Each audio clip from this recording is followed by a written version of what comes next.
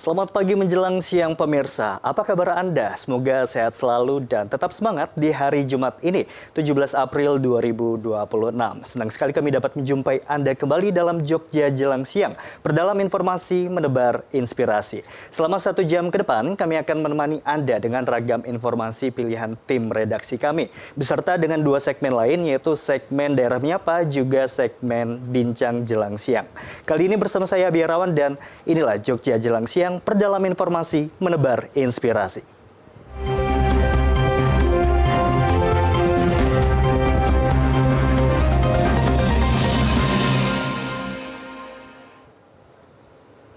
Kami awali Jogja Jelang Siang dengan informasi diantaranya pemerintah Indonesia terus berupaya mencari solusi mengatasi mahalnya produk plastik. Menteri Koordinator Bidang Pangan Zulkifli Hasan menyebut pemerintah tengah memanggil para pengusaha produsen plastik untuk membahas kenaikan harga plastik maksimal di angka 30%.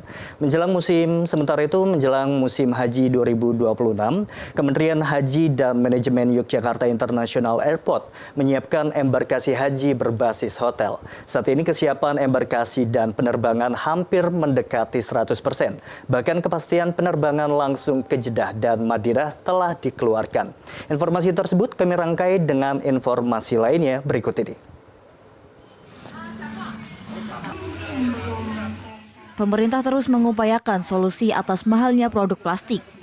Salah satu caranya dengan memanggil para pengusaha produsen plastik. Hal itu dikatakan oleh Menteri Koordinator Bidang Pangan Zulkifli Hasan saat ditemui di Sleman, Yogyakarta. Pemerintah memanggil pengusaha produsen plastik untuk membahas kenaikan harga plastik maksimal di angka 30%. Pasalnya, kenaikan harga plastik yang terlalu tinggi juga berpengaruh di bidang pangan yang membutuhkan kemasan plastik. Itu memang kita sedang kejar sekarang karena plastik itu kan tergantung kepada impor minyak kan. Memang itu sangat berlangsung ya. Nah, oleh karena itu kenaikan minyak akan sangat berpengaruh langsung. Ini sedang kita atasi. Kita sedang panggil beberapa pengusaha yang untuk biji plastik. Nanti gimana kira-kira agar ini tidak terlalu, kan naiknya kira-kira 30, tapi di pasar ada yang sampai 60 sampai 70 ya. Gitu. Jadi mestinya kan kalau naik 30-an. Kalau ke sektor pangan sangat berpengaruh, Pak ya? Ya, kalau plastiknya sekarang bukan beras ya, beras nggak naik. Beras nggak naik, ya Pak ya. Apa nggak naik? Minyak, bensin nggak naik, semua nggak naik. Tapi kalau plastiknya nggak ada kan gimana? Itu kan beras harus pakai kantong, ya kan? Kantongnya ini kan yang repot ini kalau nggak ada, ya. Kalau masih naik aja masih ada mending juga. Kadang-kadang yang dulu 500 sekarang 2000. Kan nambah beras mahal sekali itu, gitu. Nah ini kita akan bicarakan. Yang penting ada dulu ya. Ada upaya untuk apa alternatif lain Pak mungkin selain plastik yang bagus sekali kalau kita punya alternatif. Kan kita sebenarnya kaya ya, kaya dengan organik kan, kaya sebetulnya. Kalau itu bisa plastik diganti organik bagus sekali. Zulkifli Hasan juga mendorong masyarakat untuk ramai-ramai menggunakan bahan organik sebagai bahan kemasan pangan non plastik. Yang kami hormati Kepala Daerah. Dalam rapat paripurna yang digelar DPRD DIY membentuk 2 pansus membahas 2 ranperda. DPRD DIY menyampaikan apresiasi gubernur yang dinilai mendukung penyelesaian kedua ranperda yang tertuang dalam berita acara nomor 2 dan nomor 3 tahun 2026. Sementara itu menjawab tanggapan fraksi di DPRD, Wakil Ketua DPRD DIY Umarudin Masdar mengatakan ada sejumlah catatan khususnya terkait raperda keamanan pangan berbasis hewani. DPRD menilai masih adanya praktek konsumsi hewan di luar kategori pangan yang berpotensi menimbulkan resiko penyakit zoonosis. Selain itu, keterbatasan sumber daya manusia dalam memahami prinsip produksi pangan yang baik serta pentingnya aspek kehalalan produk menjadi perhatian utama dalam pembahasan. Sedangkan pada raperda perlindungan konsumen, DPRD menekankan pentingnya perlindungan bagi kelompok rentan seperti lansia, anak-anak, penyandang disabilitas, hingga masyarakat terdampak bencana. Penguatan koordinasi lintas sektor antara pemerintah daerah, aparat penegak hukum, dan lembaga perlindungan konsumen juga dinilai krusial untuk meningkatkan efektivitas penegakan hukum. Secara keseluruhan, DPRD DIY memandang berbagai catatan dan pertanyaan dari gubernur perlu dibahas dalam forum pansus agar menghasilkan regulasi yang implementatif dan tepat sasaran. Usai penyampaian jawaban fraksi, rapat paripurna dilanjutkan dengan persetujuan pembentukan panitia khusus untuk masing-masing raperda, termasuk penetapan susunan pimpinan dan anggota pansus. Pembentukan pansus ini diharapkan dapat mempercepat proses pembahasan serta memastikan kedua raperda mampu menjawab kebutuhan masyarakat, khususnya dalam menjamin keamanan pangan berbasis hewani dan memperkuat perlindungan konsumen di daerah istimewa Yogyakarta. Kondisi cuaca yang tidak menentu dengan intensitas curah hujan tinggi menjadi perhatian khusus serius Komisi C DPRD DIY yang dinilai berpotensi memicu berbagai bencana sehingga perlu diantisipasi sejak dini. Ketua Komisi C DPRD DIY Nur Subiantoro saat melakukan peninjauan ke wilayah Sambiroto, Kelurahan Purwomartani, Kapanewon, Kalasan, mengatakan dengan kondisi cuaca yang tidak menentu dan curah hujan yang tinggi perlu adanya analisis terhadap tata ruang, aliran irigasi, dan permukiman agar tidak menimbulkan permasalahan. Sehingga perlunya langkah antisipasif melalui penataan tata ruang dan pengelolaan sumber daya air yang baik. Analisis sejak dini dinilai penting, terutama pada aliran irigasi dan kawasan permukiman, guna mencegah munculnya permasalahan di kemudian hari. Selain itu, Komisi C DPRD DIY juga mendorong penguatan regulasi melalui rancangan peraturan daerah atau Raperda terkait pengolahan sumber daya air sebagai langkah preventif dalam mengantisipasi kerusakan lingkungan. Berdasarkan hasil peninjauan lapangan, sumur bor yang menjadi andalan masyarakat untuk mengairi lahan pertanian diketahui sumur bor ini menjadi tumpuan masyarakat sehingga perlu segera ditindaklanjuti. Dengan mendorong pemerintah Kelurahan Purwomartani, Kalasan untuk mengajukan proposal ke BBWSO agar mesin bor dapat beroperasi dengan memanfaatkan teknologi yang lebih efisien seperti pompa air yang berbasis tenaga surya untuk mengurangi beban operasional masyarakat. Kami meninjau sumur bor sebelumnya sumur bor yang ini memang ada sungai, tapi sumur bor itu solusi ketika musim kemarau. Nah, kemudian kalau lokasi yang kita lihat sekarang ini juga wilayahnya balai besar, sungai ini memang membahayakan, ini makam, pemukiman, ini sudah kondisi yang memprihatinkan. Oleh karena itu kehadiran kami agar nanti bisa menindaklanjut. Sementara itu, Lurah Purwomartani, Kalasan Semiono mengatakan dengan adanya perhatian dari pemerintah, khususnya Komisi C DPRD DIY dan BBWSO terkait kondisi sumur bor yang rusak agar segera dapat difungsikan kembali. Karena keberadaannya sangat penting untuk mengairi sekitar 35 hektar lahan pertanian, khususnya saat musim kemarau. Ini makanya dari hasil evaluasi ini tentunya ada kebijakan-kebijakan untuk melindungi sumber daya alam sehingga nanti diharapkan dari masyarakat itu musim hujan tidak banjir, tapi musim kemarau tidak kekeringan. Komisi C DPRD DIY menegaskan akan terus mendorong koordinasi dengan instansi terkait agar penanganan permasalahan sumur bor dan irigasi di wilayah Purwomartani dapat segera direalisasikan dan memberi manfaat berkelanjutan bagi masyarakat.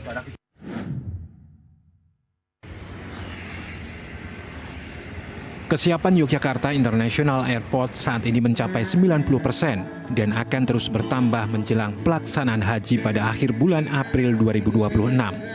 Bandara Internasional Yogyakarta optimis mampu memberikan pelayanan embarkasi dan debarkasi lancar, tertib, dan aman untuk jamaah haji.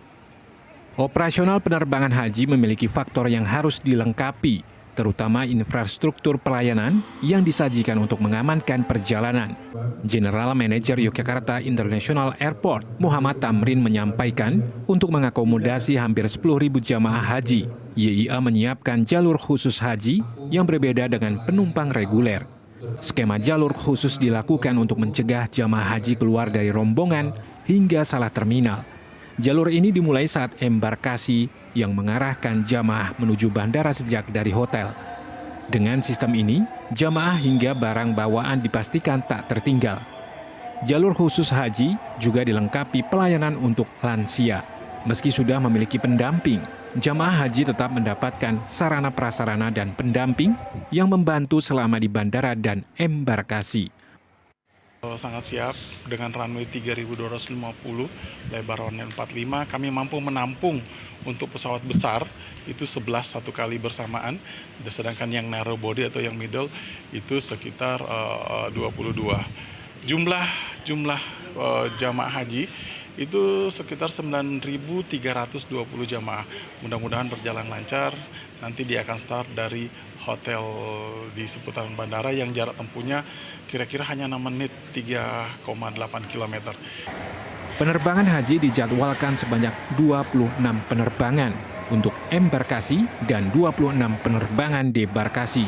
Penerbangan dijadwalkan secara direct flight atau penerbangan langsung dengan tujuan Jeddah atau Madinah, Arab Saudi.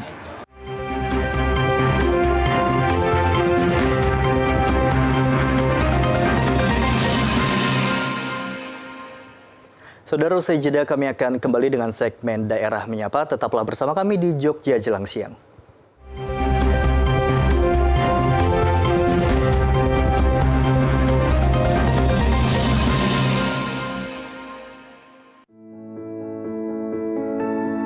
Seringkali bukan tubuh kami yang membatasi, melainkan pandangan orang terhadap kami. Mereka lupa, kami juga punya mimpi. Kami juga bisa bekerja, belajar, dan berkarya. Di lapangan, di jalan, di ruang-ruang kehidupan, kami hadir. Berjuang dan membuktikan bahwa kemampuan tidak ditentukan oleh fisik. Yang kami butuhkan bukan belas kasihan, tapi kesempatan, kepercayaan, hak yang sama untuk tumbuh dan berkontribusi. Kami tidak minta dikasihani, kami hanya ingin dipercaya. Karena di balik keterbatasan ada semangat yang tidak pernah padam. Karena disabilitas bukan ketidakmampuan. Kami hanya berbeda cara, tapi tujuan kita sama. Hidup bermakna. Kami ingin menjadi bagian dari kemajuan bangsa, berdiri sejajar, berlari bersama, dan memberi warna bagi Indonesia.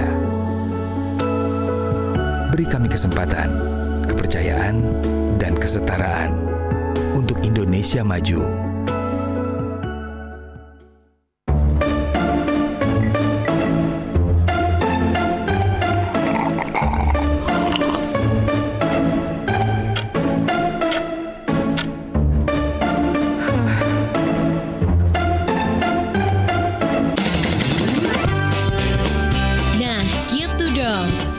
Produk dalam negeri. Selain kualitas yang oke, desain juga kece. Ragamnya juga banyak. Masih ragu pakai produk lokal? Yuk pakai buatan produk Indonesia. Kalau bukan kita, siapa lagi? Ayo cintai produk dalam negeri.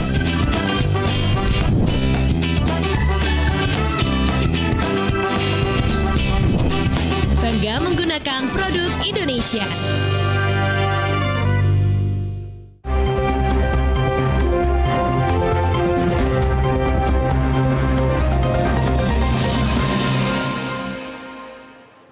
Terima kasih masih bersama kami di Jogja Jelang Siang, perdalam informasi menebar inspirasi.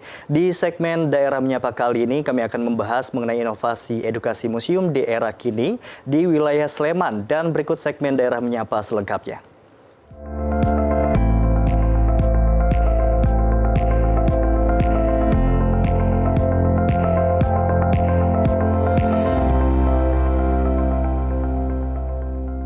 Di tengah perkembangan zaman, museum dituntut untuk tidak hanya menjadi tempat penyimpanan benda bersejarah, tetapi juga mampu menghadirkan pengalaman belajar yang lebih interaktif dan menarik. Berbagai inovasi pun dilakukan, salah satunya melalui kegiatan seperti Museum Festival Langen Carita dan Cerdas Cermat Permusiuman yang dikemas secara menyenangkan dan tetap edukatif. Lalu bagaimana kegiatan ini dilaksanakan? Untuk membahasnya, saat ini kami sudah terhubung secara daring dengan Bapak Joko Dwi Haryadi, SPMSI selaku Kepala Bidang Sejarah, Bahasa, Sastra, dan Permusiuman Dinas Kebudayaan Sleman. Selamat pagi Pak Joko. Selamat pagi Mas Sapi. Ya baik Pak Joko, di Sleman sendiri untuk antusiasme dari masyarakat, terutama dari generasi muda atau mungkin kita sebut Gen Z terhadap museum itu sebetulnya di lapangan tinggi, biasa-biasa saja atau malah mungkin ada penurunan nih Pak? Ya, terkait dengan hal itu ya Mas Abi, terima kasih ya sebelumnya. Mungkin sedikit kami beri gambaran terkait dengan minat masyarakat terutama di generasi muda seperti itu memang saya melihatnya cukup baik ya. Kebetulan kami juga ketugasan kami salah satunya juga bermitra dengan penggiat-penggiat museum gitu ya, dengan forum komunikasi Museum Sleman seperti FKMS seperti itu ya. Jadi kami melihat perkembangan memang cukup baik, antusias dari generasi muda dan tentunya namun demikian juga itu tergantung dengan segmennya ya. Jadi masing-masing museum itu punya segmen masing-masing seperti itu ya. Seperti halnya kalau adik-adik kita, anak-anak kita yang sekolah dasar seperti itu cenderung ke museum-museum yang perjuangan, kemudian ada museum Monjali, kemudian ada museum Gunung Merapi seperti itu ya. Namun kalau untuk usia-usia remaja itu juga tentunya segmen berbeda lagi. Museum jenis museumnya mungkin yang ke Ulen Sentanu, kemudian dengan yang Karangpajang seperti itu. Jadi memang kalau saya melihat secara umum memang cukup menarik ya museum ini untuk anak-anak remaja kita seperti itu kalau di Kabupaten Sleman ya. Ya baik, berarti memang sudah antusiasme masyarakat terutama tadi generasi muda itu sudah cukup signifikan mengalami kenaikan Pak. Sebetulnya apa yang telah dilakukan oleh pemerintah mungkin juga dari pengelola museum sehingga masyarakat terutama generasi muda itu bisa tertarik untuk mengunjungi museum Pak? Ya, jadi memang tadi yang sudah kami sampaikan kita juga bermitra dengan FKMS tentunya juga banyak sekali fasilitas-fasilitas dari Pemda untuk teman-teman penggiat museum gitu ya. Bagaimana caranya untuk meningkatkan promosi terutama seperti itu dan teman-teman dari FKMS memang sudah banyak melakukan termasuk promosi kemudian ada travel dialog seperti itu dengan mengundang pihak-pihak sekolah, anak-anak sekolah gitu ya. Kemudian kita juga di dalamnya mungkin ada kegiatan-kegiatan yang kita laksanakan di museum seperti Museum Gunung Merapi itu memang ada pertunjukan budaya di Sleman seperti itu. Jadi pada saat kunjungan adik-adik sekalian juga sekaligus melihat budaya-budaya yang ada di Kabupaten Sleman. Seperti itu Mas Abi. Baik Pak Joko, berarti tadi sudah banyak sekali ya yang telah dilakukan oleh pemerintah Kabupaten Sleman utamanya. Nah sebelumnya tadi kita juga ada mendengar salah dua diantaranya itu yang menjadi program dari Kabupaten Sleman itu diantaranya Festival Langen Carita dan juga dengan Cerdas Cermat Permusiuman. Mungkin kita boleh tahu dulu nih Pak, untuk Festival Langen Carita itu sebetulnya seperti apa Pak? Bagaimana konsep dan pengerjaannya? Jadi begini, untuk di Kabupaten Sleman, untuk kegiatan-kegiatan yang ada di khususnya di Dinas Kebudayaan memang kita salah satunya untuk mendukung misinya Bupati, yaitu yang misi yang ke-6 itu pemajuan kebudayaan seperti itu, sehingga mungkin banyak sekali kegiatan-kegiatan kita yang mendukung pemajuan kebudayaan yang tadi sudah disebutkan Langen Carita seperti itu. Jadi Festival Langen Carita ini memang kalau bahasa Jawanya Carita Kang Kinarya, Langen binabar lumantar joget lan tembang binarung suaraning gangso gitu. Jadi sebuah pementasan cerita yang menggunakan tarian dan tembang diiringi dengan seperangkat gamelan ya. Ini memang sasaran kami, konsep kami itu memang untuk adik-adik atau anak-anak kita yang berusia sekolah dasar seperti itu, sehingga mereka menampilkan dengan tema yang sudah ditentukan. Tentunya temanya juga kekinian ya, menyesuaikan dengan kondisi saat ini ya. Oke, Langen Carita itu untuk mengatrasikan sebuah cerita Pak tadi. Nah, untuk ceritanya itu biasanya apa saja yang ditampilkan? Ya, jadi untuk cerita-cerita itu memang sudah kita tentukan ya, karena itu memang difestivalkan sehingga mencari yang terbaik dari yang baik seperti itu. Jadi temanya kemarin cinta alam dan kesadaran lingkungan seperti itu. Oke. Antusiasnya cukup banyak ya, sehingga Tapi kita juga memang kegiatan-kegiatan di pemerintah itu kan selalu ada batasannya ya, waktunya, kemudian termasuk mungkin pesertanya, kemudian segala macam seperti itu, sehingga kemarin juga kalau cukup banyak antusiasnya yang mau mengikuti seperti itu, dan itu perwakilan dari Kapanewon. Oke, dari Langen Carita kita ke cerdas cermat, Pak. Untuk konsep cerdas cermat ini apakah seperti biasa cerdas cermat pada umumnya atau mungkin ada konsep berbeda nih dari pemerintah Kabupaten Sleman terkait dengan cerdas cermat permusiuman ini, Pak? Ya, kegiatan ini memang selalu kita selenggarakan dari tahun ke tahun, dan itu memang kegiatan dari mandatori dari provinsi, dan tujuannya memang untuk bagaimana kita meningkatkan wawasan pengetahuan sekaligus kecintaan generasi muda terhadap museum seperti itu. Oke, untuk kecintaan. Namun untuk sasarannya kemarin diperuntukkan untuk yang tingkat SMP atau MTS di Kabupaten Sleman. Hanya SMP dan MTS saja. Untuk SD seperti itu? Ya, sementara kami menyelenggarakan di tingkat SMP atau MTS seperti itu dulu, Mas. Sehingga nanti mungkin ke depannya bisa berkembang dari sejak dini kita sudah mengenalkan, termasuk Langen Cerita tadi, harapan kami juga sudah mengenalkan sejak dini ke anak-anak kita seperti itu. Sebetulnya untuk Langen Carita dan tadi cerdas cermat permusiuman itu sebetulnya sudah dilakukan berapa lama, Pak? Ini mungkin sudah lebih dari 4 atau 5 tahun ya. 4 atau 5 tahun berarti mungkin sudah setelah lama. COVID ya? Oke, setelah COVID sudah dilakukan cukup lama. Bagaimana respon dari masyarakat, Pak? Terutama mungkin dari tadi targetnya itu dari anak-anak MTS ataupun SMP. Ya, antusiasnya cukup luar biasa, Mas. Jadi kita memang diawali dengan pendaftaran itu, kemudian kita awali dengan pendaftaran selama kurang lebih 1 bulan. Target kami sebenarnya 50, tapi ternyata yang mendaftarkan lebih dari 50 seperti itu. Jadi kalau saya melihat memang luar biasa antusiasnya terkait dengan cerdas cermat ini, memang cukup menarik ya bagi anak-anak kita, dan mungkin nanti suatu saat mungkin kalau yang sudah berprestasi kan bisa mendukung ke jenjang berikutnya ya, sertifikat seperti itu. Amin, Pak. Untuk kegiatannya sendiri itu diadakan itu apakah setiap hari atau seminggu sekali, sebulan sekali, dan seperti apa, Pak, untuk kegiatannya?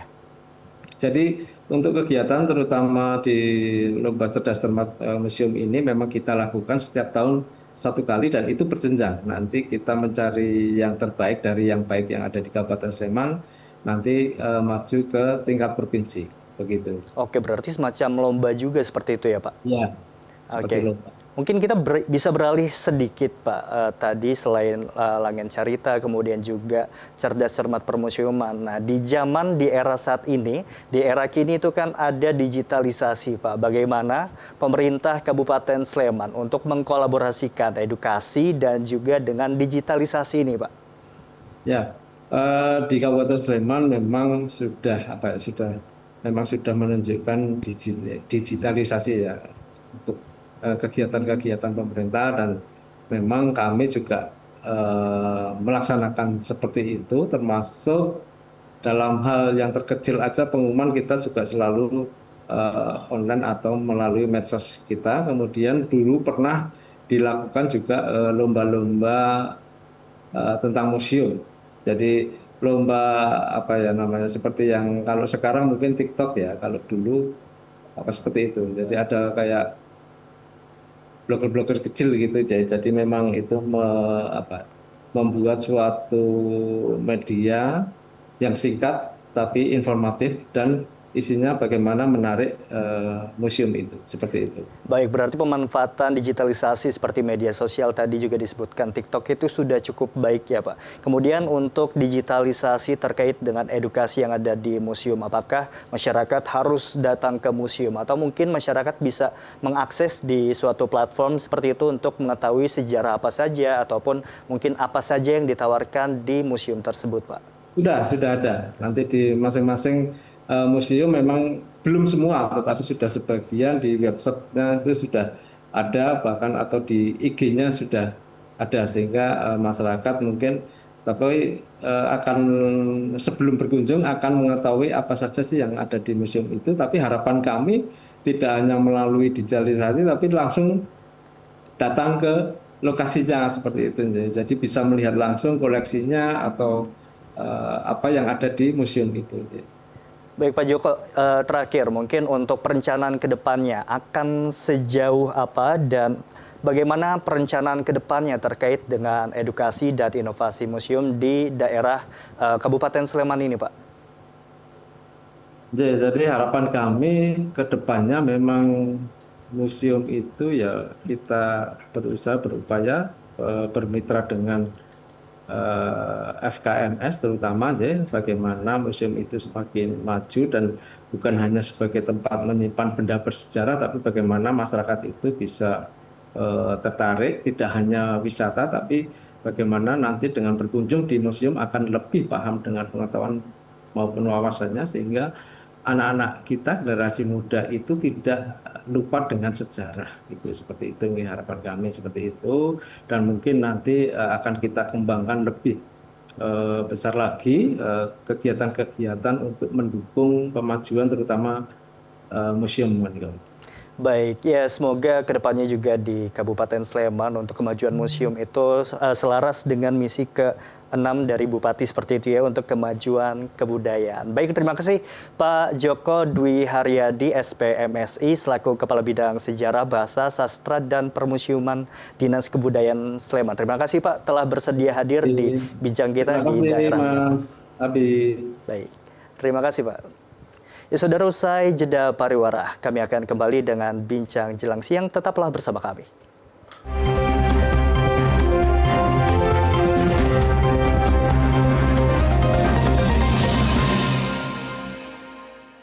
Tablik Islami, membumikan Al-Quran, menyatukan umat.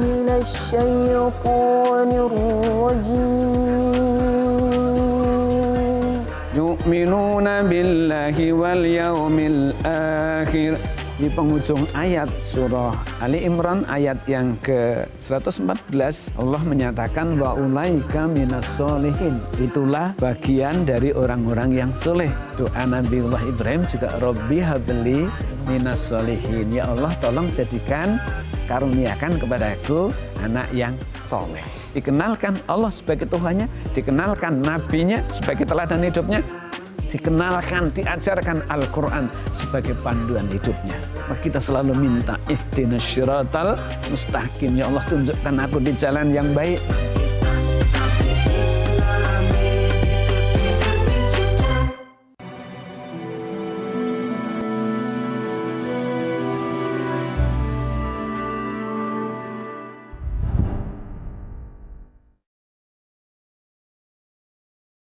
Allah memberi diri kekurangan, mungkin nanti suatu saat ada hikmahnya.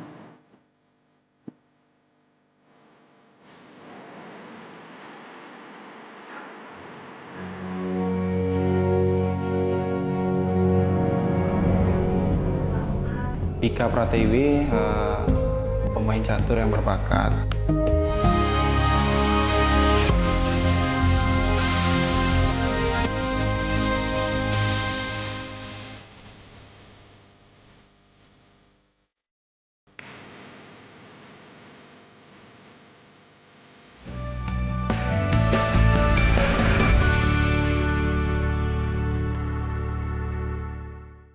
Sobat muda punya mainan yang berkesan semasa kecil? Mainan emang identik sama anak-anak, tapi ternyata memori tentang mainan gak berhenti di masa kecil aja. Ada banyak kenangan dan keseruan yang terbawa hingga kita dewasa. Kalau dilihat dari museum ini, apa nilai-nilai yang ingin dibawa atau nilai-nilai atau pesan yang ingin disampaikan, baik itu anak-anak atau juga orang dewasa? Setiap mainan, setiap permainan sebenarnya ada filosofi yang bisa disampaikan, baik itu tentang kehidupan, baik itu tentang olah fisik dan sebagainya.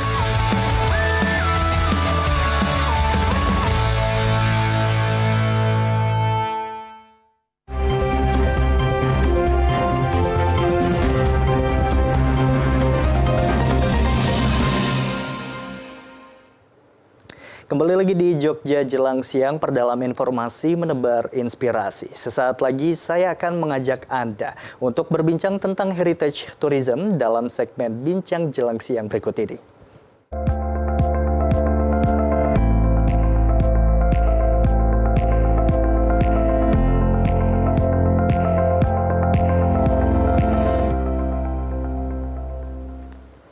Yogyakarta telah mengukuhkan posisinya sebagai kota warisan dunia melalui penetapan sumbu filosofi oleh UNESCO. Namun predikat ini membawa tanggung jawab besar dalam tata kelola pariwisatanya. Heritage tourism atau pariwisata warisan budaya bukan sekedar aktivitas berfoto di bangunan kuno, melainkan sebuah upaya pelestarian nilai sejarah yang harus berdampingan dengan modernitas dan kebutuhan ekonomi masyarakat. Fenomena di lapangan sering kali menunjukkan adanya ketimpangan.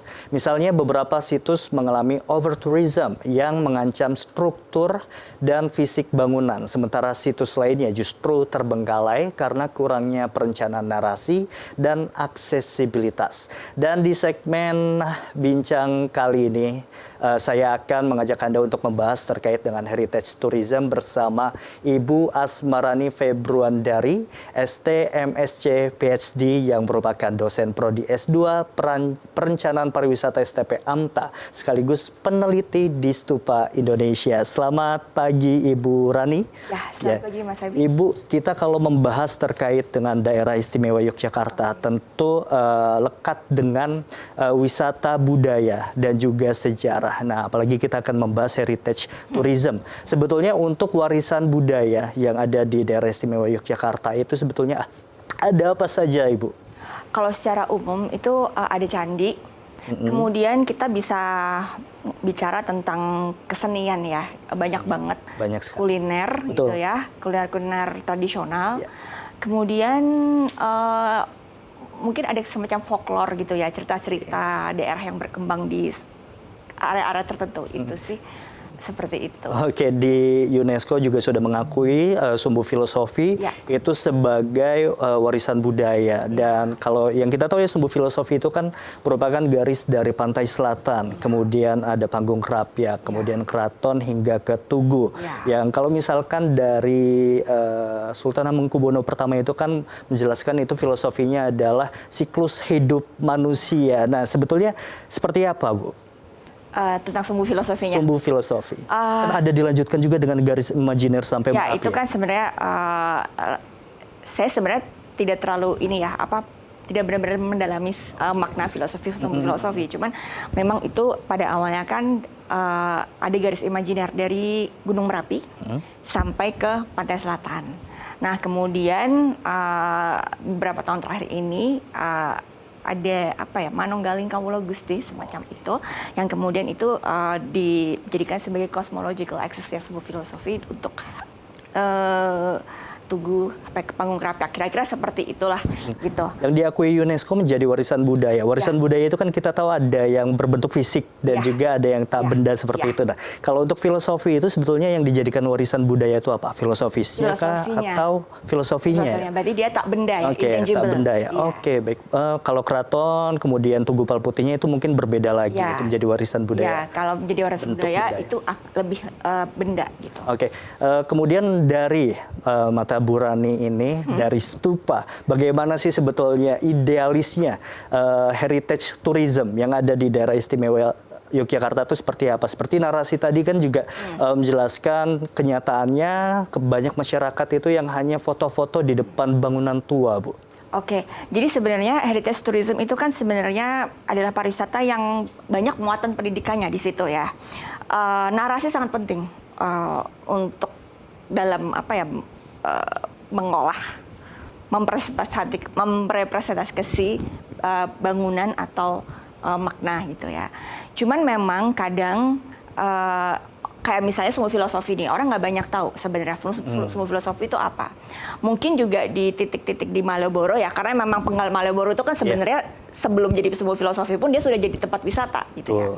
Itu memang tidak kurang atau hampir tidak ada tulisan tentang itu. Yang ada justru di Stasiun Tugu. Stasiun ada, Tugu, ya, ada tulisan. ada di dinding tuh ada sedikit cerita tentang sumbu filosofi. Kalau nggak salah di situ, di terowongannya situ. Tadi menarik, tidak banyak yang tahu terkait dengan sumbu filosofi ini. Itu kenapa, Bu? Jadi begini, Mas. Kalau sebagai contoh ya, misalnya Borobudur nih. Selama ini kan kita selalu melihat Borobudur itu sebagai tangible benda. Padahal di situ ada banyak makna. Dan Borobudur itu nggak cuman dilihat di UNESCO, dia tidak ditetapkan hanya bangunannya saja, tetapi juga lanskapnya. Meaning dia sekitarnya kan. Nah, yang menjadikan bangunan itu kan sebenarnya makna. Jadi memang value itu, makna itu adalah bagian terpenting dari heritage tourism menurut saya. Jika itu tidak dinarasikan dengan baik atau tidak tidak diceritakan oleh masyarakat gitu, mungkin ya masyarakat nggak tahu, akhirnya ya cuma sekedar foto-foto begitu. Oh, berarti ini saya penasaran karena saya pernah mengikuti sebuah tour yang dari Kundo Kebudayaan ataupun Dinas Pariwisata terkait dengan Jogja Heritage Track. Di situ memang ada beberapa pilihan. Namun kebetulan waktu itu saya terkait dengan warisan budaya melewati sumbu filosofis. Di situ dijelaskan terkait dengan sumbu filosofis. Itu apakah hal tersebut tidak cukup untuk masyarakat dapat mengetahui lebih lanjut terkait dengan warisan-warisan budaya di Jogja? Oke, jadi kalau boleh tahu ketika ikut tur Jogja Heritage Track itu yang pakai bis itu bukan? Iya, oh, oke, ya. Nah, kalau yang itu memang dia ada. Cuman masalahnya seberapa persen sih masyarakat yang kemudian mengetahui ada program bis itu. Heritage itu ya. Nah, track itu. Orang tidak banyak tahu. Saya sendiri tahu karena waktu itu memang kebetulan saya dan komunitas akan mengadakan event, dan kemudian kita kerjasama sama Dinas Pariwisata Jogja, kemudian berceritalah tekan dari Dinas Pariwisata itu baru tahu. Oke. Jadi memang mungkin nggak tahu ya. Pemasarannya atau bagaimana? Ya, kalau saya beberapa negara yang saya kunjungi, misalnya itu dia berupa kawasan gitu ya. Biasanya nanti di titik-titik tuh biasanya dia suka ada board yang dia ada tulisannya cerita sedikit gitu tentang ini, tentang itu. Bahkan kadang-kadang mungkin bukan tempat wisata, tapi karena di tempat itu misalnya ada nilai sejarahnya, ada value-nya, akan ada board. Itu beberapa di luar negeri seperti itu. Sehingga orang yang memang dia mungkin tidak berwisata, tapi kalau Malioboro lewat mungkin mau belanja atau mau makan, tapi dia tetap bisa membaca dan bisa tahu. Tapi sebetulnya seberapa berpengaruh, Bu, untuk papan informasi tersebut? Karena memang di museum-museum pun ataupun juga di tempat-tempat bersejarah pun banyak, tetapi sepertinya itu tidak terlalu dilihat oleh masyarakat, Bu. Nah, itu dia, Mas. Sebenarnya masalahnya mungkin saya nggak tahu nih, apakah memang ada banyak hal ya, memang masyarakatnya yang malas baca, atau yang kedua memang papan itu tuh kadang-kadang dia menjelaskannya tuh terlalu padat sehingga orang-orang tuh baca tuh pusing gitu loh. Gitu. Mungkin fontnya juga tidak sesuai. Ya, fontnya tidak sesuai gitu. Kemudian kalau yang saya lihat beberapa di tempat itu, misalnya berbahasa Inggris, juga bahasa Inggrisnya agak kacau gitu. Jadi memang mungkin ada banyak hal sih di sini, Mas. Gitu. Dan mungkin juga bentuk boardnya mungkin kurang menarik, kurang eye-catching seperti itu. Tapi sebetulnya memang saya setuju kalau misalkan di tempat-tempat wisata seperti itu, terutama tadi sumbu filosofis dan Malioboro, memang harus ada papan-papan informasi yang menjelaskan itu juga. Nah, untuk terkait antusiasme ataupun minat masyarakat terhadap heritage tourism ini ataupun wisata warisan budaya ini, itu seperti apa kalau dilihat dari Bu Rini? Apakah terutama setelah COVID ya? Seperti apa, Bu? Jadi gini, Mas, ini menarik. Jadi sebenarnya saya mengikuti ada di IG itu ya, komunitas jalan-jalan, dan mereka suka ngadain acara termasuk ke heritage, termasuk ke pecinan, ke Tandan gitu-gitu, yang muatannya juga pasti heritage tourism sebenarnya. Itu ternyata mereka dari Gen Z itu banyak gitu yang pengen tahu. Waktu itu juga ada sebuah hotel, dia bikin jalan dari candi ke candi. Mereka juga banyak yang ikut, meskipun sempat foto-foto, tapi menurut saya foto-foto di depan candi atau di depan heritage building apapun itu sebenarnya udah merupakan satu step mereka kenalan gitu menurut saya. Satu step kenalan dengan warisan budaya yang ada di Jogja. Berarti antusiasmenya tadi sangat tinggi ya. Bagus kalau menurut saya. Sangat bagus ya untuk Gen Z karena memang suka yang estetik, terutama untuk budaya. Betul, untuk konten-konten seperti itu, Ibu ya. Kemudian, tapi mungkin akan ada sedikit masalah. Saya juga Gen Z, saya juga sepertinya seru nih kalau misalkan ke tempat-tempat bersejarah, akhirnya estetik dan segala macam. Tapi bagaimana akhirnya mereka itu juga bisa sambil teredukasi terkait dengan warisan budaya tersebut, Ibu? Nah, kalau yang bagus itu sebenarnya ini, Mas, museum arsip yang di dekatnya JSC. Oke. Ya, di situ kita harus pakai pemandu. Jadi pemandu akan menjelaskan itu. Kemudian kalau nggak salah dia ada kayak QR yang bisa di-scan, kemudian kita bisa baca di situ. Oke. Itu menarik sih. Informasinya apa? Informasinya ya tentang cerita tentang yang di-display di situ. Oh, jadi seluruh display ataupun ada satu materi itu ada QR-nya semuanya? Waktu itu masih bisa dibuka dan QR-nya ada yang jalan, ada yang enggak sih waktu itu. Cuma saya menghargai effort itu. Betul, betul. Nah, saya nggak tahu kalau misalnya mau kayak di kota kan susah ya, kalau kayak di Malioboro misalnya harus ada pemandu segala macam. Orang tuh pasti akan nyari di internet lah kalau tertarik ya, misalnya lucu atau apa gitu. Nah, yang mungkin paling mudah ya ada board atau QR gitu sih, Mas. Iya, untuk informasi. Ya, untuk informasi, tapi memang harus gimana didesain inovatif, sesuai lebih dengan berinovasi sesuai dengan marketnya tadi Gen Z. Tapi memang itu kan juga cukup menarik untuk Gen Z tadi di museum arsip itu, di arsip museum ya, museum atau di atau perpus ya itu ya? Dia tuh perpus tapi ada ruangan isinya tuh tentang arsip-arsip zaman dulu. Ada diorama-diorama juga. Jadi semacam museum. Itu masih banyak banget berarti yang mencari itu karena memang juga harus dipadukan antara estetika, edukasi, digitalisasi itu untuk menarik pengunjung seperti itu ya. Baik, Ibu Rani, kita akan melanjutkan pembahasan kita masih cukup panjang dan lebih menarik lagi usai jeda pariwara berikut ini. Tetaplah di Jogja Jelang Siang.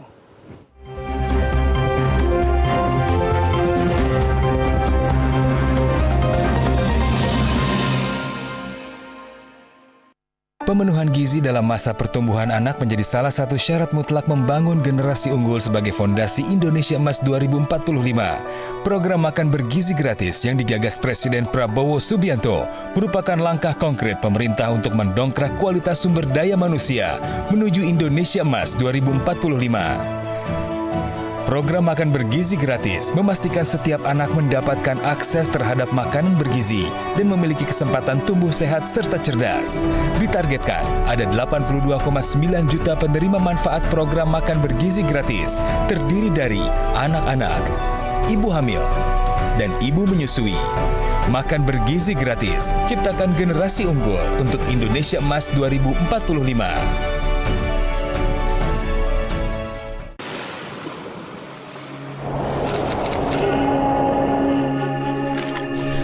Berjalan seiring perputaran kehidupan.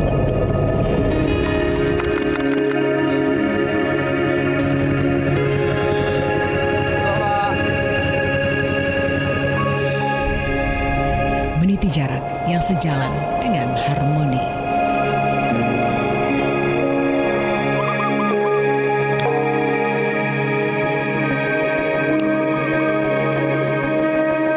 Bercerita tentang goresan kehidupan yang takkan lekang oleh zaman.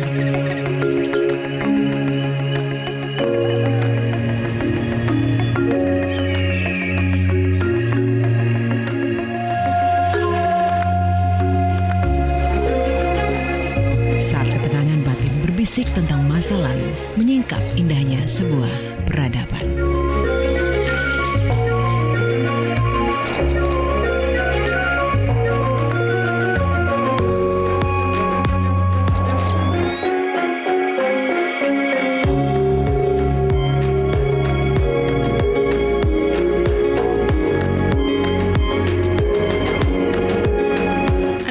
Perjalanan yang memutar waktu tentang peradaban dan cerita mahakarya.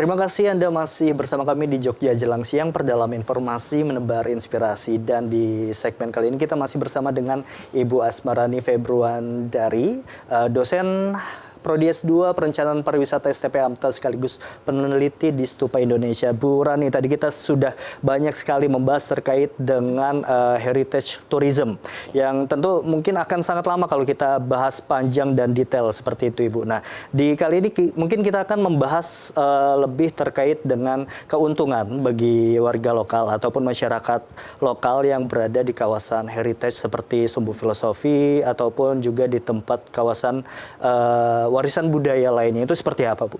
Oke, jadi kalau kita ngomong tentang manfaat bagi warga lokal itu, kita memang di pariwisata sendiri secara umum, bukan hanya heritage ya. Itu ketika mengembangkan suatu destinasi, dia harus memberikan benefit bagi masyarakat, tapi juga dalam pengelolaannya mereka sebaiknya bermitra, begitu. Oke, bermitra tuh berkolaborasi gitu. Jadi perencanaan inklusif gitu kalau kita bilangnya. Jadi masyarakat dianggap sebagai stakeholder gitu. Nah, cuman memang harus diakui di Indonesia masih masyarakat memang hanya, kalau yang saya lihat mungkin benefit juga mungkin di pos-pos misalnya sebagai parkir gitu ya, tukang parkir, pengelola parkir, atau misalnya jualan souvenir, jualan makanan, minuman. Tetapi untuk keputusan-keputusan lainnya yang bahkan menyangkut mereka tidak diajak gitu. Oke, berarti seharusnya memang juga diajak untuk dapat merencanakan akan menjadi seperti apa kawasan tersebut. Idealnya memang kalau keterlibatan memang nggak mungkin bisa equal ya, bisa sama ya. Cuman memang diajak ngobrol gitu. Kayak misalnya di Sumbu Filosofi nih. Mungkin saya waktu itu ketika itu sedang dibersihkan, PKL dibersihkan, kebetulan saya lagi nggak lagi menyelesaikan sekolah gitu ya waktu itu. Tapi kalau yang saya dengar dari teman-teman dari medsos agak carut-marut gitu ya. Nah, yang di kawasan Malioboro. Ya, Malioboro. Nah, saya nggak tahu juga itu gimana prosesnya. Tetapi memang kadang-kadang memang kita tuh sukanya kalau misalnya merencanakan sesuatu nggak pernah nanya gitu. Nggak pernah nanya dulu ke warga lokal yang bersangkutan. Ya, atau kadang-kadang seperti misalnya teman-teman di Lasem itu juga waktu itu kayak semacam ada FGD, tetapi teman-teman juga ngomongnya ini mah bukan FGD itu, ini justru semacam sosialisasi aja gitu. Nah, sehingga kebutuhan-kebutuhan dari masyarakat yang dia juga punya kepentingan di situ itu mungkin jadi ada yang tidak terakomodasi gitu. Itu bahaya, Mas, karena gini, kalau misalnya kemudian mereka ngerundel gitu ya, mereka bisa loh misalnya kemudian justru menghambat si pariwisata di wilayah itu gitu. Gitu. Jadi memang sustainability dari si pariwisata ini jadi bisa terganggu, berpotensi terganggu gitu. Berarti memang harus warga lokal itu juga perlu dilibatkan. Contohnya tadi yang Bu Rani mention itu dari Malioboro itu ya, pedagang-pedagang tidak diterlibatkan. Nah, tapi kan disediakan Bu untuk Malioboro 1 dan Malioboro 2. Nah, itu Bu Rani sendiri melihatnya seperti apa? Nah, memang disediakan, Mas, tapi mungkin di awal-awal itu kan ada yang bilang atau bocor atau apa, dan kemudian mereka mengkhawatirkan pengunjung nggak tahu, pengunjung gini-gini segala macam. Saya nggak tahu, mungkin memang ide untuk menyediakan memang baik menurut saya, cuman memang mungkin menyediakan yang seperti apa itu yang mungkin memang harusnya didiskusikan. Berarti memang menyediakan yang seharusnya diperlukan oleh warga lokal, oleh pedagang-pedagang di sekitar. Termasuk bagaimana caranya warga yang tadinya biasa nih jajan aja di pinggir-pinggir itu kan gampang ya ketemunya gitu ya. Itu mereka tahu bahwa di situ gitu. Ada tempatnya sendiri seperti Malioboro 1 dan Malioboro 2. Gitu. Dua hal yang berbeda. Kemudian kan kita nggak tahu nih, misalnya langganan kita makan pecel di mana nih, gitu kan? Betul, tidak dikasih tahu. Ya, tidak dikasih tahu. Padahal waktu itu ada sebuah pecel yang dia memang kalau pas lagi sebelum dipindah itu ramai banget. Itu ramai banget di pinggir. Nah, ketika sudah dipindah ya saya pernah sedikit ngobrol juga, lebih sepi gitu. Oh, lebih sepi. Tapi memang masih ada ya dipindahkan di situ ya? Ada. Dia dapat tempat. Cuman kan memang orang nggak tahu ya, ini yang di Malioboro 1, Malioboro 2. Nah, si pedagang ini akhirnya dia menyiasatinya dengan IG. Gitu. Dengan IG. Berarti kalau dilihat dari sisi positif, ini berarti positifnya adalah para pedagang juga disuruh untuk bisa Kreatif. modernisasi Ya, seperti itu ya, lebih kreatif lagi untuk digitalisasi berbaur dengan era zaman sekarang. Berarti kan sebetulnya cukup positif, Bu Rani. Ada positif, tapi juga ada misalnya kayak yang dulu ada yang apa sih namanya bocor ya. Ya, semacam itu dan mungkin segala macam ada juga terakhir yang meledak. Nah itu, jadi saya nggak tahu nih gitu. Seperti mungkin memang ada sisi positifnya jelas ada Mas, tapi sisi negatifnya itu yang kadang tidak diantisipasi atau kita nggak punya mitigasinya gitu. Oh iya betul. Berarti untuk di saat ini di Malioboro sendiri itu dari pandangan Bu Rani sebetulnya sudah oke aja atau sebetulnya masih ada yang perlu dibenahi? Kalau dari sisi pedagang, tapi menarik sih Mas. Justru saya tertarik dengan yang ini Mas, sebenarnya kalau di Malioboro itu bukan pedagang yang dipindah, tapi dengan munculnya fotografer itu. Fotografer? Yang baju daerah. Oke. Nah, jadi mau nggak mau saya mengakui ketika Malioboro itu koridor itu bersih dari PKL, itu memang cantik. Iya betul. Menyenangkan untuk jalan pagi, lari pagi, karena saya juga sering lari pagi, jalan pagi di situ. Gitu kan. Tapi jadi lebih estetis yang jelas. Betul. Nah, kemudian dia di satu sisi juga menumbuhkan satu bisnis baru, foto di situ. Betul. Itu kan muncul setelah bersih ya. Setelah bersih. Kayaknya ya setelah bersih. Tapi kalau yang dulu sempat saya tahu juga sebetulnya ada, tapi memang di titik-titik tertentu yang mungkin tidak boleh ada jualan kalau di pinggir Malioboro. Kemudian juga ada yang biasanya itu di depan Kepatihan itu juga ada. Dan sekarang tambah banyak bukan? Betul, tapi juga di sekarang ini kan ada peraturan dari jam 6 sampai jam 10 itu kan sudah dilarang tuh. Jadi harus hanya masyarakat pejalan kaki. Itu juga seru, memang orang-orang bisa foto di jalan. Nah, Tapi negatifnya tadi itu ya, mungkin apakah masih dari sisi pedagang, apakah masih menjadi hal negatif karena masih kekurangan pembeli atau pemasukan? Saya udah lama nggak update sih Mas, sebenarnya. Saya juga udah lama nggak update, cuman ya memang dulu sempat awal-awal ya gitu. Jadi memang sebenarnya satu kebijakan untuk pengembangan destinasi wisata pasti ya ada positif negatifnya. Betul.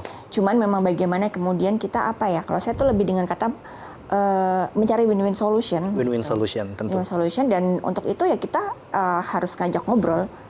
Gitu. Ngobrol orang yang seluruh memang pihak seluruh pihak yang dia ya terlibat di situ kalau menurut saya. Oke, baik. Dan tadi Bu Rani sempat mengatakan pernah ke luar negeri untuk melihat bagaimana kawasan warisan budaya itu diperlakukan seperti itu tadi ya. Nah, kemudian jika dilihat kita fokus ke Indonesia, bagaimana ketercapaian ataupun juga keberhasilan sebuah kawasan warisan budaya itu dapat dikatakan berhasil, Ibu? Oke. Jadi kalau dari pemerintah tuh kan salah satu indikator pentingnya tuh adalah jumlah wisatawan. Tapi dengan contoh Borobudur itu mau nggak mau harus mengkuota. Jadi nggak bisa benar-benar yang berjubel itu nggak bisa, karena memang bisa membahayakan si Borobudurnya sendiri. Betul, itulah si bangunan itu fisik sendiri. Nah, tapi kalau menurut saya adalah angka jumlah wisatawan itu sebenarnya bukan segalanya kalau menurut saya. Saya tuh lebih pengen melihat bagaimana si destinasi itu bisa memberikan banyak manfaat, satu bagi masyarakat sekitar gitu ya. Jadi masyarakat tuh bisa bertumbuh dalam arti kalaupun memang dia ada destinasi itu punya kontribusi bagi pendapatan masyarakat, tetapi seberapa signifikan sih bagi kehidupan si masyarakat itu? Oke, terutama masyarakat lokal tadi ya? Ya, betul. Kemudian yang kedua, gimana dengan wisatawan yang datang, seberapa akhirnya dia memahami cerita makna dari sebuah kawasan heritage itu. Kemudian yang ketiga yaitu ke-sustainability-nya, jadi kelestariannya dari kalau Borobudur dari sisi fisiknya, kalau Borobudur rusak sudah habis itu. Gitu. Oke, berarti memang dilihat sebuah keberhasilan dari wilayah heritage tadi, warisan budaya itu tadi yang pertama seberapa menguntungkan untuk warga lokal, kemudian bagaimana wisatawan dapat memahami kawasan warisan budaya tersebut, dan yang ketiga tentu memang sustainability itu yang perlu dijaga. Nah, berarti dari Bu Rani ada masukan atau mungkin ada harapan Bu Rani nih terkait dengan kawasan yang menjadi heritage tourism, terutama di daerah istimewa Yogyakarta. Oke, untuk Jogja ya. Jogja itu saya agak mengambilnya Prambanan juga ya. Prambanan dan Borobudur mau nggak mau ya, meskipun di Jawa Tengah sebenarnya. Tapi masih cukup dekat. Iya, masih dekat, cuma sejam. Ya itu, jadi ketika atau kalau saya mungkin melihat juga pada umumnya, ini nggak tahu ya. Kayak Prambanan dan Borobudur, Malioboro sebenarnya dari sisi visual, menurut saya oke. Dalam arti Prambanan dia dirawat karena memang kalau udah UNESCO itu ada yang namanya Heritage Impact Assessment, Mas. Heritage Impact Assessment. Jadi kita menilai untuk bagaimana assessment ya heritage itu, yang kemudian nanti itu akan salah satunya adalah dia harus bisa mempertahankan nilai-nilai uniknya dari kawasan itu, yang memang menjadi syarat yang memang menjadi yang diajukan ke UNESCO itu. Jadi ketika kita mau ngajuin ini satu kawasan heritage warisan budaya, itu kan nanti kita ada salah satunya adalah OUV, Outstanding Universal Value. Universal Value. Jadi nilainya apa sih yang kenapa dia layak dijadikan warisan budaya UNESCO. Nah, kalau sudah dapat itu kan harus dijaga. Oke, berarti memang dari situnya. Nah, jadi perencanaannya apapun itu harus selalu mengacu pada itu. Menurut saya, bagaimana nilai tadi itu tidak value-nya itu akan seperti apa di kawasan heritage ataupun warisan budaya tadi. Baik, Bu Rani, saya ucapkan terima kasih telah bersedia bergabung. Bincang jelang siang kita kali ini sangat seru tadi pembahasan kita terkait dengan warisan budaya terutama di daerah istimewa Yogyakarta. Sekali lagi saya ucapkan terima kasih Ibu telah bersedia hadir di bincang jelang siang kita kali ini. Dan pemirsa, itu tadi perbincangan kami terkait dengan heritage tourism yang ada di daerah istimewa Yogyakarta. Dan pemirsa, mewakili kerabat kerja yang bertugas, saya Abi Rawan mengucapkan terima kasih dan sampai jumpa di Jogja Jelang Siang lainnya di minggu depan, hari Senin hingga Jumat pukul 10 waktu Indonesia Barat. Terima kasih dan sampai jumpa.